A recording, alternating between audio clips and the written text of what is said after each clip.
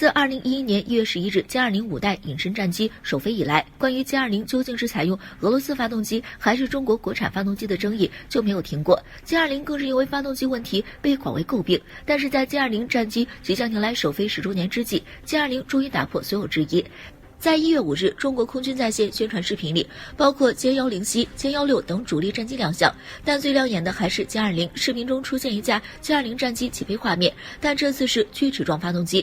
这是俄罗斯发动机没有的标志，这表明空军首次正式有装备中国国产发动机的歼20加入中国空军部队序列。之前解放军东部战区空军航空兵某旅是首批装备歼20的部队，当时被曝装备了4架装备俄制 AL31发动机的歼20，但现在该旅获得了1架装备国产太行发动机的歼20。在去年，该旅在演训中还以零损伤的代价击落敌机17架的战果。事实上，涡山107并没有采用歼10B在珠海航展上惊艳亮相的推力矢量技术，而是配备了全新设计的锯齿尾喷管，来进一步增强歼20的后向隐身性能，而且比 AL31发动机要大，采用了全权限数字控制技术，改进了加力燃烧室，最大推力至少130千牛，可以满足歼20立项之初的飞行指标。比较广泛的观点就是歼20原型机和早期生产批次安装的是俄制 AL31FM2发动机。随着歼11战机验证的涡山10逐渐成熟，这种发动机成为歼20摆脱心脏病问题的暂时方案，直到歼20真正配套的涡山15出现为止。不过让人觉得遗憾的是，歼20中级发动机涡山15仍然还没有出现。在2009年，涡山15测试就达到了16吨推力和 9.0 的推重比水平，其目标是将推力提高到18吨。推重比提高到10.0的指标，到时候歼20将具备强大超音速巡航能力，还有充足功率来装备全向轴对称推力矢量尾喷管，机动性将呈数量级上升，趋于完美形态。但是随着局势发生巨变，即使装备更先进了，但中国空军正在面临一个难以避免的阵痛。随着作战压力骤增以及战机数量和型号的增加，中国飞行员的培养正成为最大的问题。有资料显示，空军成立60年以来，已有2000多名飞行员牺牲。最近网传一张图显示，在2020年，解放军飞行员损失了9人，这是中国空军转型中不可避免的阵痛。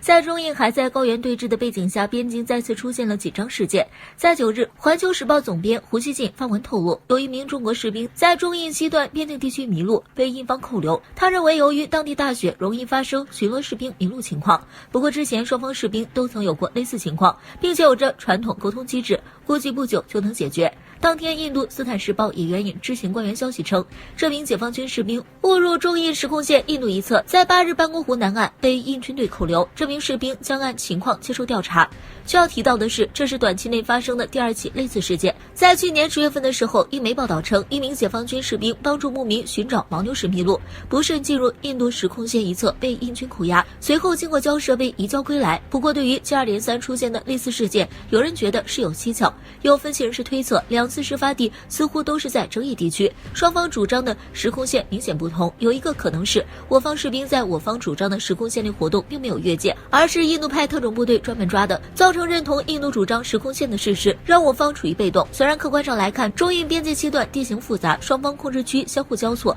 类似事件其实很普遍，不只是中国士兵，印度士兵也曾多次迷路误入中方时空线。但是由于双方时空线有很大分歧，印度有时候所说的误入可能并非事实，很可能事件就发生在中方时空线一方，只是印度为了筹码故意宣传罢了。一般在双方关系极度紧张，甚至有可能导致军事冲突的情况下，有时候丢失士兵的一方面往往更吃亏。在前段时间也发生过印藏边境部队试图越界抓中国牧民当人质的事件。如果正如猜测的这样，那印度这招挺阴的。但是需要考虑的是，要是印度不放人怎么办？尤其需要警惕，万一这是印度在搞大动作前的准备工作，那很可能就攥着当筹码，不会轻易移交。之前印度强调准备可维持15天激烈战斗的装备的弹药，并且持续向边境增加兵力和装备。这次搞事的决心似乎很大，但是在这种环境以及印军后勤保障的困境下，任何大规模作战都形同自杀。不要忘记，中印边境离新德里才320公里。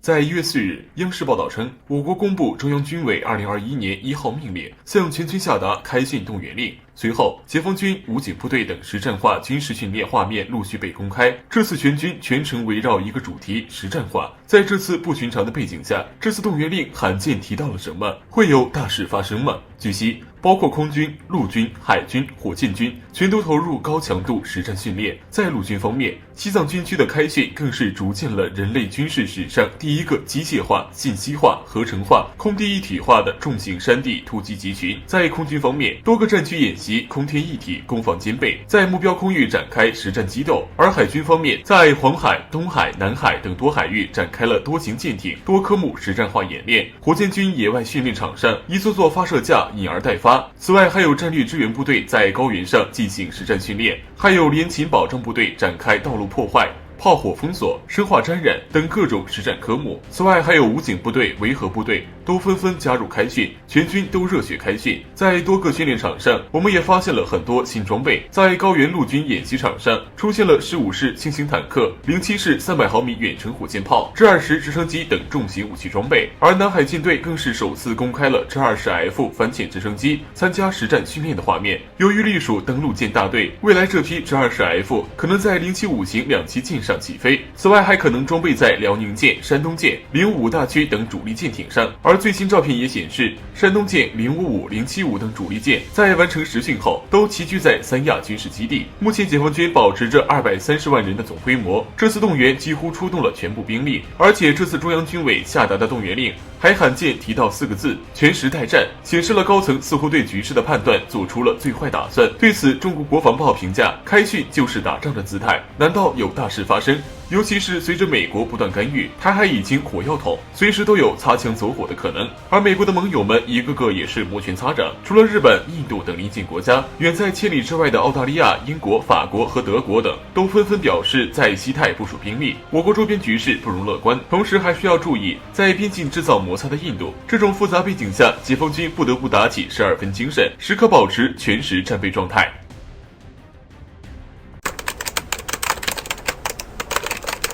据环球时报的消息称，在央视所公布的新年开训画面中，我们可以看到一支装备精良的陆军装备体系，其中包括15式轻型坦克、红旗16野战防空导弹、07式300毫米远距离火箭炮、直20直升机等重武器装备。其他的诸如情报、侦察、监视、指挥、控制系统等等之类的，虽然这些设备没有被画面公布出来，但是它们所起到的作用，相信大家还是非常清楚的。众所周知的是，在一般情况下，重型机械化部队通常是部署在地形平坦的低海拔平原地区的，因为唯有在这样的地形上，作为主要动力行驶的柴油发动机才能够提供足够的动力，进而推动装甲平台进行高速突袭，或者拖动大口径火力压制平台及时到位。而且不只是柴油发动机，即使是使用涡轮发动机的直升机，为了获得动力，也只能在一个较低的高度获取足够的氧气。即使是美军在高原地区具体到战术部队，也还是以步兵和牵引炮为主，并不是以重型机械化部队为主。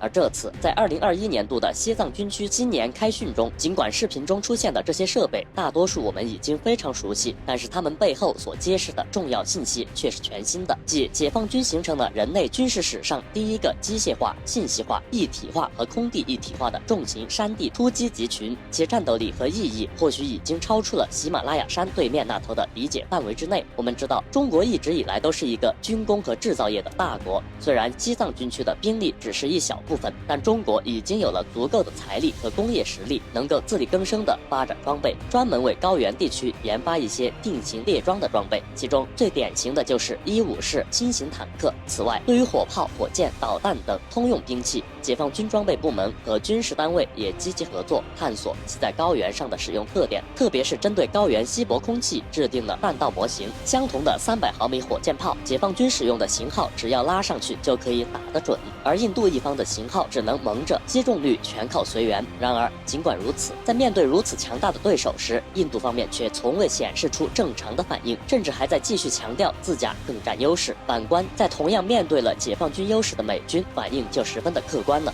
现役的美国海军陆战队甚至裁撤了所有已装备的坦克，改为机动岸舰导弹发射部队。显然美国看懂了解放军的优势。